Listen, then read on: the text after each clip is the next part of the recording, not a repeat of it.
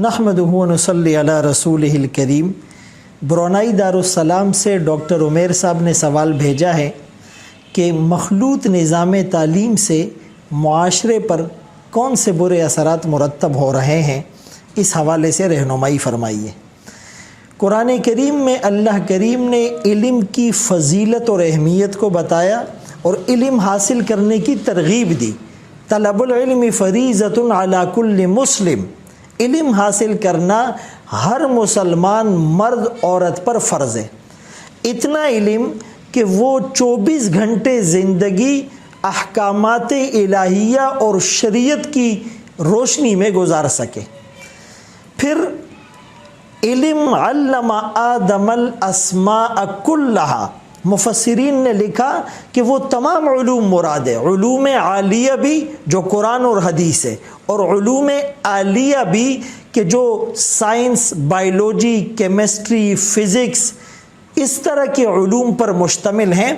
پہلے جتنے اکابر گزرے ہیں وہ علوم عالیہ کے ساتھ علوم عالیہ پر بھی دسترس رکھتے اور معاشرے میں اپنا مؤثر کردار ادا کر رہے تھے۔ اب تعلیم کی افادیت تو ایک طرف، لیکن مخلوط نظام تعلیم، لڑکے اور لڑکیوں کا ایک ساتھ پڑھنا، مرد اور عورت کا ایک ساتھ بیٹھ کر تعلیم حاصل کرنا، جس کو کو ایجوکیشن یا مخلوط نظام تعلیم کہا جاتا ہے، تو شریعت کی روشنی میں یہ برا ہے، ناجائز ہیں، لیکن معاشرے میں بھی اس کے نقصانات ڈھکے چھپے نہیں، مخفی اور پوشیدہ نہیں، دنیا کے سامنے اس کے بیڈ سمپٹمز ظاہر ہو رہے ہیں۔ قرآن کریم نے تو یہ حکم دیا کہ یہ عورت قرن فی بیوتکن، گھر کی ملکہ بن کر رہے، بغیر ضرورت گھر سے ہی نہ نکلے، اگر مجبوری میں نکلتی ہے تو وہ محرم کے ساتھ نکلے۔ اور تیسرا اسٹیج ولا تبرجن تبرج الجاہلیت الاولی، بناؤ سنگار کر کے نہ نکلے اور پردے میں نکلے۔ یدنین علیہن من جلابیبہن، ایک بڑی چادر سے اپنے پورے جسم کو چھپائے۔ اور پھر اگر کسی نامحرم سے بات کرنے کی نوبت آ جائے تو بات کرتے وقت نرم لہجہ نہ بنائے، فلا تخشعن بالقول، بلکہ وہ اسٹرکٹلی اور بالکل اسٹریٹ فارورڈ بات کرے تاکہ کسی مرد کے دل میں گناہ کا جذبہ اور داعیہ پیدا نہ ہو۔ اور اس کے ساتھ ساتھ کوئی عورت کسی غیر محرم مرد کے ساتھ تنہائی میں نہ بیٹھے۔ ان تمام اصولوں پر عمل کر کے دینی تعلیم بھی حاصل کی جا سکتی ہے اور دنیاوی تعلیم بھی حاصل کی جا سکتی ہے۔ دیکھیں، مخلوط نظام تعلیم میں اللہ نے مرد میں، عورت میں خواہشات رکھی ہے، اور نفسانی طور پر یہ اس تقاضے کو دبانے میں ہر وقت کامیاب نہیں ہو پاتے۔ ایک انسان ہونے کے ناطے، ایک بشر ہونے کے ناطے یہ ماحول سے متاثر ہوتے ہیں، اثر لیتے ہیں۔ Just thinking about some thing, یعنی محض کسی چیز کو سوچ لینا، کسی چیز کو دیکھ لینا، کسی چیز کو سن لینا، کسی ماحول میں بیٹھ جانا،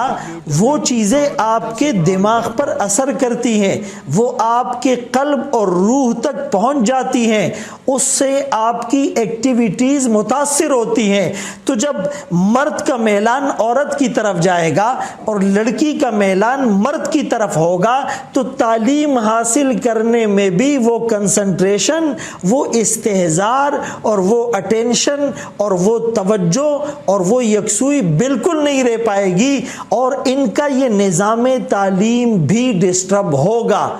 اور دیکھیں، جب ہم کسی چیز کو یعنی کر سکتے ہیں، آپ دیکھیں یہ جو دینی تعلیم حاصل کی جاتی ہیں تو وہاں پر عورتوں کے لیے الگ نظام تعلیم ہے، ایون کہ ان کو پڑھانے والی معلمات وہ بھی عورتیں ہیں،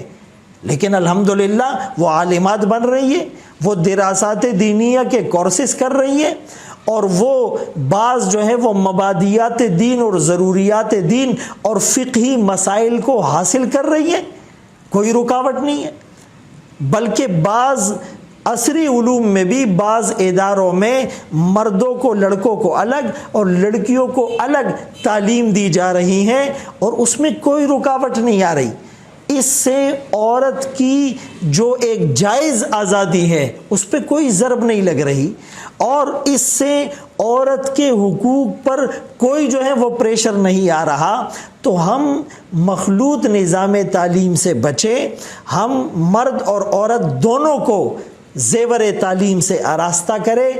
دینی تعلیم بھی ہو، دنیاوی تعلیم بھی ہو، ٹیکنیکل ایجوکیشن بھی ہو، لیکن اس کے ساتھ ساتھ ہم شریعت کی حدود اور شریعت کی باؤنڈریز اور شریعت کی جیورسڈکشن کا خیال رکھیں۔ چونکہ ہمارے عام طور پر تعلیمی اداروں میں وہ جو استاد ہوتا ہے، وہ جو معلم ہوتا ہے، وہ تربیت نہیں کر پا رہا، یعنی وہ تربیت ساز ادارے بہت کم نظر آتے ہیں،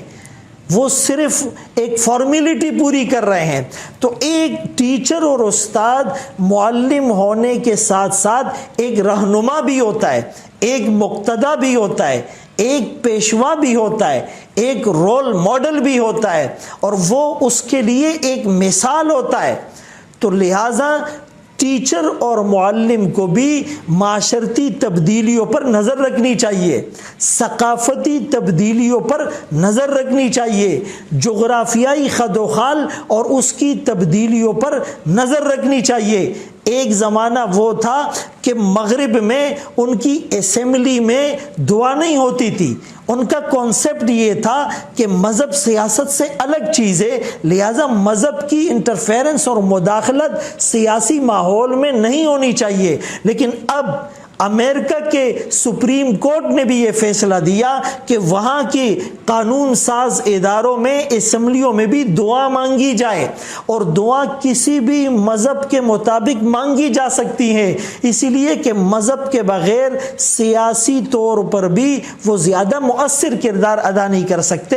تو آج بدقسمتی یہ ہے کہ یعنی مقننہ جو پارلیمنٹ ہوتا ہے، عدلیہ جو جسٹس ہوتا ہے، اسٹیبلشمنٹ جو انتظامیہ ہوتا ہے، وہ بنیادی دینی تعلیم سے ناواقف ہے، اور کچھ علماء موجودہ سسٹم سے یعنی مکمل واقفیت نہیں رکھتے۔ ایک کمیونیکیشن گیپ آ گیا ہے، اس گیپ کو ختم کیا جائے، اور مخلوط نظام تعلیم کے جو فزیکل نقصانات دنیا کے سامنے آ رہے ہیں، یورپ بھی کچھ جیورسڈکشن اور دائرہ کار سوچنے پر مجبور ہو گیا ہے۔ تو ہمیں اسلام کے اس پردے والے نظام کی طرف جانا ہے۔ اللہ تعالیٰ ہم سب کو ان باتوں پر عمل کی توفیق نصیب فرمائے۔